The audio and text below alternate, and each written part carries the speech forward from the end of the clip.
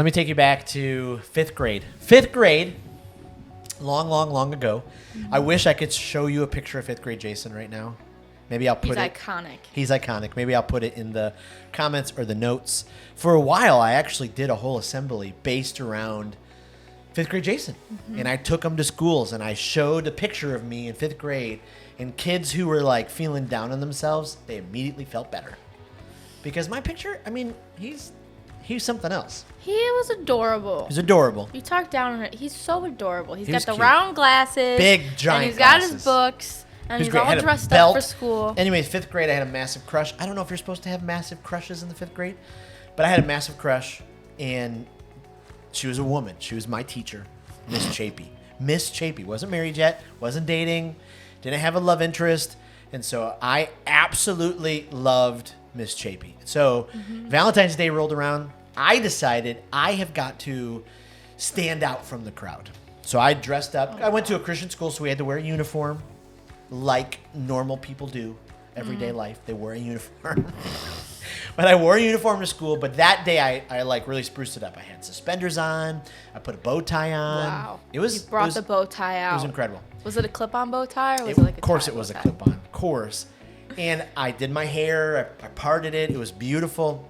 And I saved my allowance for like 2 months, and I went and bought her a dozen red roses. Aww. For my teacher. This is crazy. I did a little note. Your secret admirer. You're the best. I can't remember what it said, but I had this whole plan. I had a limo waiting outside. I was going to rush her away off to Aruba. It was just going to be incredible. She was going to profess her love for me.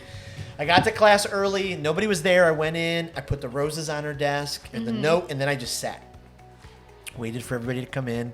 Girls start coming in. They're like, oh, look at those. And then the guys were like, whatever, I don't, who cares? And then Miss Chapey came in. And typically when Miss Chapey came into a room, you know, the ceiling parted. There was angels. I could see Grandma off in the distance. There was a glow. They were singing. It was amazing. My grandma was actually leading the angel choir. Right.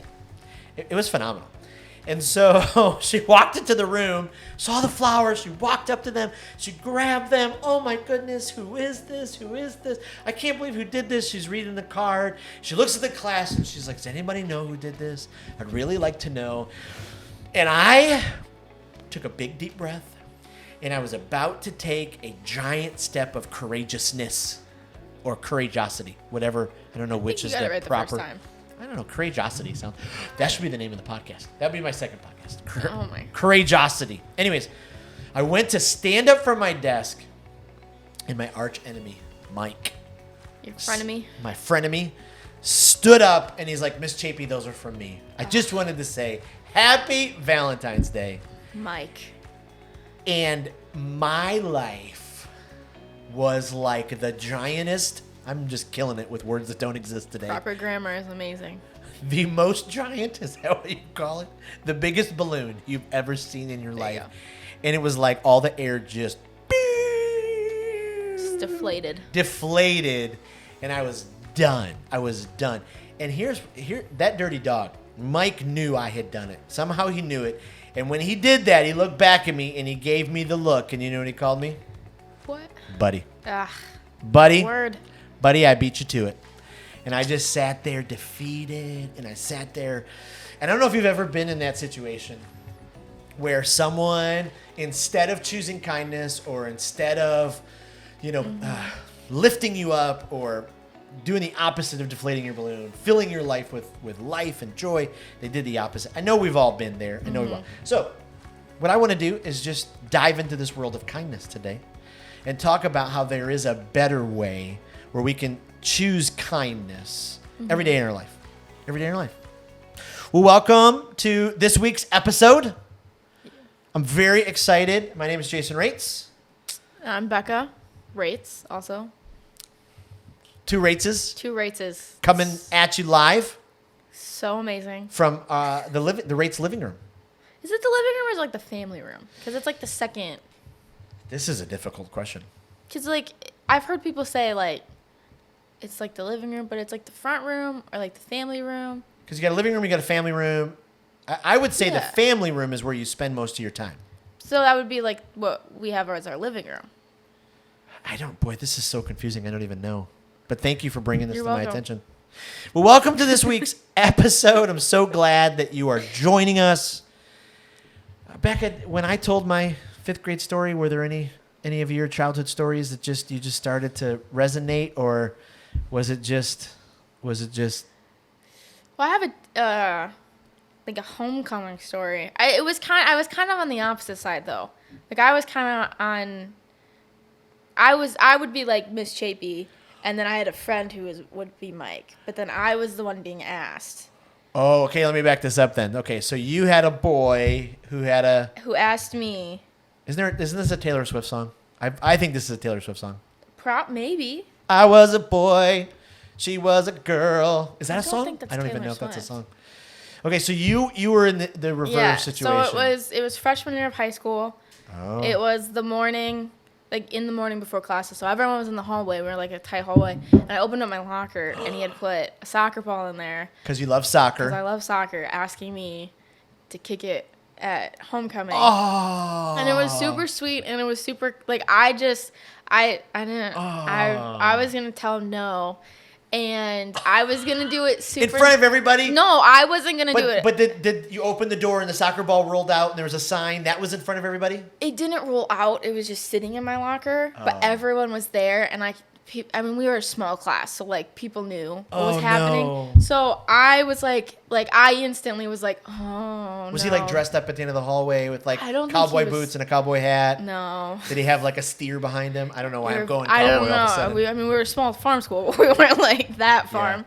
But Wow. I immediately was like, oh, no. And I was going to pull him aside later and just be like politely like, hey, like, thank you so much. This was so sweet. I'm going to politely decline. And I'm just going to go with my friends because this is the first homecoming. We had all planned to go together.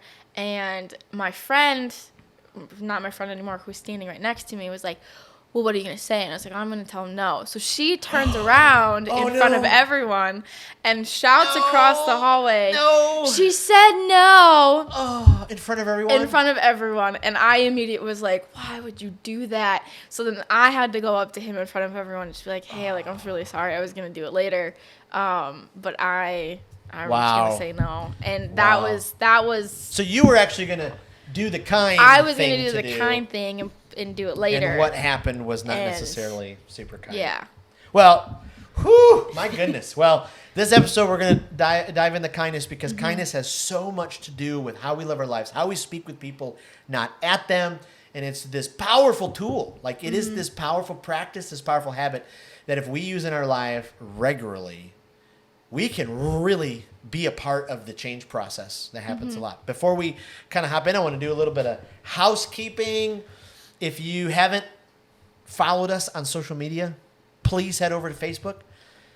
Instagram. Do we have a Twitter? Oh, we're not on Twitter.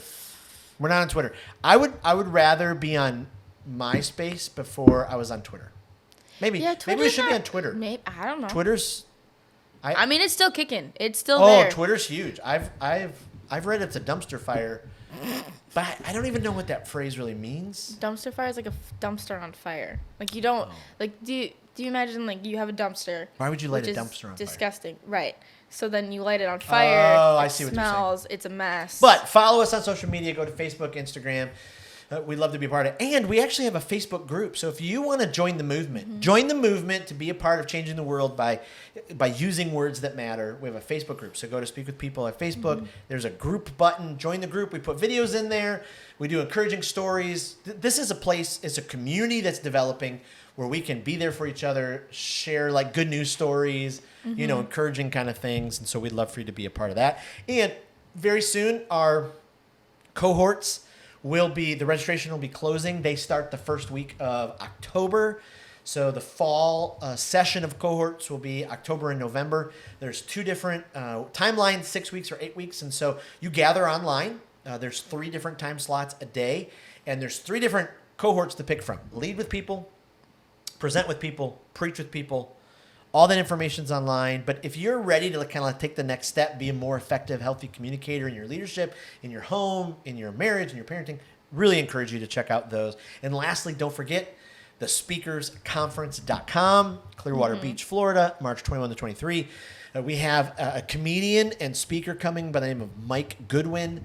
If you go to YouTube and you type in Mike Goodwin, you're going to see millions of views because he is hilarious. And he was on AGT last season. America's Got Talent. He's the bow tie comedian. Bow tie. And so he stood in front of Howie Mandel and Simon and Sophia and the other person. Heidi. How did I forget Heidi? I don't know how you forgot Heidi Klum. I remember Howie, but I You don't remember Heidi. Because my mind is pure, white as snow. Anyways, we might want to edit that part out. But the speakers conference, we live in this world where distractions are at all-time high. Speakers, whether you stand on the stage or you're behind a screen or you present in meetings, we're fighting harder than heard to be heard. We're fighting more than ever to be heard. And so the speakers conference will teach you this pathway that will help you become a more effective, authentic, empathetic, and captivating speaker. And more than anything else, our time together will help you be heard and cause your audience to lean in. Because there's nothing more deflating than looking out over an audience when you're a speaker and seeing half of them on their phones. It's just it's a crazy deal. So we want to help you be able to lean in. And right now there's this friends and family rate. So you got to use that. It's just really incredible. Okay, so this episode, we want to dive into this idea that we want to choose kindness in our lives because kindness lifts. Lifts.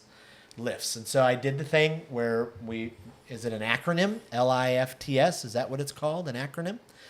And so this is going to be the practical framework so you can do this. And what I love about kindness is that, especially if you're a follower of Jesus and you read about Jesus throughout the Gospels, Jesus was cloaked in kindness. It's just amazing. He blessed a suffering people. Jesus is the one who continually went out after the least, the lost, and the last. And I think even in his righteous anger or righteous, I'm going to use another great word, upsettedness over the religious leaders of the day, Jesus still extended kindness. And so what's the beautiful thing about kindness is it really does lift other people up. It breathes life into them. And the crazy part is that when you live a life of kindness, you're breathing life into someone else, but it also breathes life into you. And so here's the crazy thing about science. Science has actually proven and shown us that it's good for our brains and emotions to be kind, to love, and show compassion to other human beings. It's a serotonin boost. A serotonin boost. Whoa. Fancy words. My words are more made up. Your words are legitimate and backed by your education. Just a little bit. But it's taken me a long time to be able to create words that don't exist. A little sidebar. As a speaker, it's really, really fun to stand in front of a stage and use some words that don't exist sometimes because I can see the heads pop up right away who are like more on the grammar, the right, word kind of thing. They're just like, that doesn't exist. Does he realize that word doesn't exist? It's because they also can't, it's not like you can stand up while you're on stage and be like, that's not a real word. Right. Enough using that word. But what is a real word is kindness. And kindness matters. Actually, it's a dream of mine. I don't know if you know this, but I actually own the website, choosekindness.com. I did know that. I'm looking over at my producer right now, and he looked up at me like he was very impressed. Wow. He does look very impressed. I can back that up. Thank you, Dennis, for your very impressed look. I appreciate that. So someday with choosekindness.com, I want to turn this into a website where it's just filled with good news stories about how people are doing it. Because I love that when you actually live that sort of way, it's this serotonin boost. I can't pronounce that word. Serotonin. It's this boost that is actually good for your life. I love this quote by Martin Luther King Jr. Keep feeling the need for being first, but I want you to be first in love. I want you to be first in moral excellence. I want you to be first in generosity. Keep feeling the need to be first. Like right away, we're like, okay, yeah, because that's what we're taught, right? I got to be the first. I got to be the best. I got to be heads and tails above everybody else. And then Dr. Martin Luther King Jr. he goes into, I want you to be the first in love. I want you to be the first in moral excellence. I want you to be the first in generosity. I mean, that's powerful. That's powerful. I'm gonna butcher his last name, Frederick Buechner. Buechner? I'm going to go with it. He said, if you want to be holy, be kind. If you want to be holy, be kind. And that's a whole other like story that we could go into, because sometimes if you're a person of faith, you trust in Jesus, you follow him, you're a Christian, you think being holy is like shielding yourself away from the world and holding yourself up. And I love this. You've got to actually be out with people and be kind to them. One of my favorite pastors, actually, I think he's a Catholic priest. He's a Catholic priest in LA, runs a homeless shelter. It's phenomenal. I need to Google it. I don't know if one of you guys could Google it right now. Greg Boyle is his name. Boyle LA. Put Greg Boyle LA out, because I want to give you the Homeboy Industries. That's his homeless shelter. Is that right? Yes. Homeboy, you gotta look at it. It's amazing what they do and how they help homeless, and how Father Greg, he pours into homeless and men. He said this: kindness draws a circle of compassion that no one is outside of.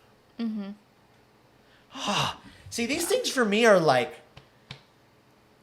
life-rocking moments, because I don't want to. I want to keep my people. Sometimes I'm like, have you ever been hurt? Yes. Yes. Have you ever had someone speak at you, speak down to you? Yes. Speak words that dismantled your day? It's really hard then to go back and Right. choose kindness, because Right.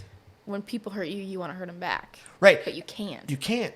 You can't. And I love this quote from Plato. Man, I'm quoting it up today. We're just throwing the quotes out there. Be kind, for everyone you meet is fighting a hard battle.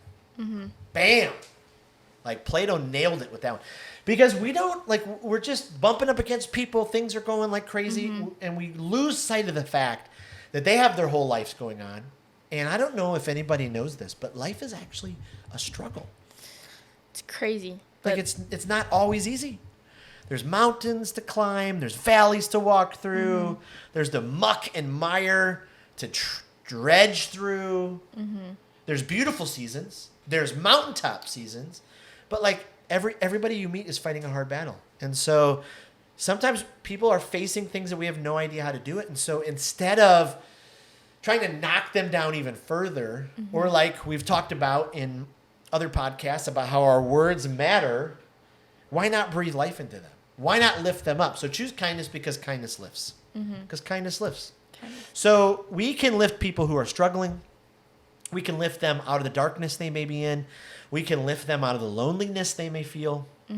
We can lift them off or we can get them away from the cloud of apathy that may be over their head. And we can lift them towards greatness, or lift them towards love, or lift them towards kindness, or lift them towards help. Help. Growing up, because we moved around a lot, I was always the new kid, and I had to rely on other people to be kind in order to fit in or be accepted. Absolutely. I was thinking about why you had to move around so much as a kid. And I wonder how many times people asked you, "Oh, is your dad in the military?" All the time. Whenever you say that you moved around a lot as a kid, people are like, "Oh, your dad's in the military." No, he was a pastor. He was a youth pastor. He was a youth pastor. And unfortunately for your dad in his 20s was, this is probably way too transparent, sorry, but was chasing his own kingdom, wanted to be the king of his own world, and really wanted to be somebody. And so that caused a giant lack of discontentment. Wow, that's really deep, and we'll have to do a whole other episode about why discontentment like run and ruined my life for a bunch of years. But you were in those spots, so you knew what it was like when someone stepped forward. Yeah. So I usually appointed myself whenever there was someone new to kind of be that person to kind of talk to them on the first day, or be that friend. Yeah, at church I was always, if I saw someone I was just gonna say that. Yeah. I would always remember at youth group, I see somebody new walk in, I'd walk over to you and I'd be like, right corner, 7:00. Yeah, my friends were always like, because I would always pull my friends over too, and they're always like, we're always like going to talk to people. I'm like, yeah, because we're gonna be nice and we're gonna introduce them to other people. Like, that's what we got to do. I love that. Well, choose kindness because kindness lives. Clive Barker said, "You must be careful with kindness. It's usually mistaken for weakness by stupid people." Let me say that again. You must be careful with kindness. It's usually mistaken for weakness by stupid people. Somebody once said, I can't remember who it was, great philosopher, stupid is as stupid does. I don't know who it was. I think it was DJ Jazzy Jeff. No, maybe it was Tom Hanks. I can't remember the exact person it was. I'm just kidding. I know that it was Forrest Gump. Stupid is as stupid does. But we think that sometimes, like especially if you're living in this, your world of life is about me, life is about my success, life is about trashing everybody else if they get in my way. And kindness is not weakness. Kindness is bravery. Kindness is strength in action. Because it was not easy for you to be the kid who, it would have been much easier for you to hang out on the couch with everybody else. And so you were the one, that were walking up. You probably loved that you had a dad that was always like, hey, go. Oh, yeah. It was so fun. So But now, like, it's easier for me as an adult, like, to be that person, to try to lead with kindness and to, always interact with people. I love that. And it's not easy. Like, when I was your age, I was probably 110% extrovert. And there was not much introvert in me. Now at my age, honestly, if I'm being, like, gut honest, I'm, like, 89% introvert and 11%. It's slightly different. I mean, Dennis and Christy are here. They're looking at me like I'm a little bit crazy. But I love solitude. I love to be by myself. I love to go for crazy long walks by myself. I need that solitude in order to recharge for the time. And so it's not easy to be the person who says, you know what, I'm going to kind of step out of my comfort zone a little bit. For years, like I love networking meetings, new people, I get to learn their stories. And then for a bunch of years, it was like, oh no, I got to go meet people. I just want to sit here by myself. I want to scroll. But kindness excludes no one. So choose kindness. Going back to scripture for a second, James 1, 26, 27. I'm going to read it from the Message. It's a paraphrase, the Message. James 1, 26, 27 says, anyone who sets himself up as quote unquote religious by talking a good game is self-deceived. This kind of religion is hot air and only hot air. Real religion, the kind that passes muster before God the Father, is this: reach out to the homeless and loveless in their plight and guard against corruption from the godless world. Whew. So this is reaching out to the least lost and the last. And sometimes I think the least lost and the last, we kind of put them in this category. Like, oh yeah, it's got to be like someone who has no friends or doesn't. But it's the person who is brand new to the school. The person who's brand new to the company that you work with. And they just need someone desperate to be like, hey, welcome. I'm so glad you're here the first day. I remember I started working at an organization in my past, and my first day I get there in the office, the desk was like set up on its like end. There was no chair. There was, and like brand new, I had to like go around and hunt for something. Wow. Like even little things like that, like if someone's starting new at your company, like do up their office, make them feel welcome. I mean, it's just those little things. We're not even talking about like the crazy end of kindness. Like I could tell you stories about the crazy end of kindness, like when our house burned down, and then people would just show up at our house and give us piles of gift cards, or clothes, or toys, couches, or toys, or like the family that gave us $1,000 gift card to Walmart, and we went and we could buy you, like Mom and I just bought you like so many fun toys because. Not to get a little sad, all your toys burned and you lost everything. Lost everything, but it was fine. Woo! Sorry for bringing that. I mean, I've gone to like 2 different valleys in this podcast. But if you've ever had a house fire, you know what it's like. You go through the loss of all that kind of stuff. And then these people, like we were so blessed. These people entered our lives and showed us such kindness that I think at the end of the day, losing everything was hard, but dealing with the kindness and generosity was even harder. Like to be able to process why people would be that kind. And so kindness lifts. And so let's break down LIFTS. It's just a simple way to okay, how am I going to do this every single day to practically live this out? Well, lifts starts with loves. Kindness loves. If there's a passage of scripture in all of the Bible that I could teach every day for the rest of my life, I would teach 1 Corinthians 13. I would teach 1 Corinthians 13. The Apostle Paul's writing to the Corinthian church. It's just beautiful. Some people call it the hymn of love. Some people say it's a description of Jesus himself. I have used this so many times as I've officiated weddings and I've stood up in front of people because they wanted it. It was above my grandma's dining room table that she cross-stitched. I can still see it. But so many people know it. Love is patient. Love is kind. It does not envy. I love it. Boast. But we're patient. It's kind. It doesn't need to be jealous. It doesn't need to be boast. Love doesn't always need to be right. I don't know if you've noticed. I don't know if you go on the interwebs at all. People want to be right all the time now. Mountains of hate in the comment sections. Like, love takes the whole package and it says, hey, I want to help you. I want to be kind to you. I want to extend kindness to you. Brene Brown. If you've never read any Brene Brown books, I highly recommend them. Brene Brown, she says this, as it turns out, we can't practice compassion with other people if we can't treat ourselves kindly. So maybe you might, this is a deep thing. Maybe you're struggling with extending kindness because you have a hard time being kind to yourself. That's definitely a different podcast or maybe a different podcast episode. I would go and check up Brene Brown. But it breaks my heart when people can't love themselves that way. But the reality is if you start to live that process and you extend that type of love, love them. Like kindness, love. So the circles of people in your life, be the expert about them. Like know everything you can about them and be kindness. So kindness loves, kindness invites. Kindness looks for a way to include others, to extend invitations. What are some invites that you can give people? Like I love people with the gift of hospitality. You walk into their house and they like fought through the entire night just for you. It's just crazy. And so maybe if you see someone by themselves, if you see someone who is extend an invite. Loves, invites, and then forgives. Kindness forgives. Ooh, this is a whole other episode. Forgiveness is crazy. I think 3 of the hardest words to ever say and feel is I forgive you. Forgiveness is so tough. The reality is we all been hurt by someone. We can remember every hurt. I mean, on this podcast already, I have quoted, my girlfriend's father who said some awful things about me in one of the episodes about words.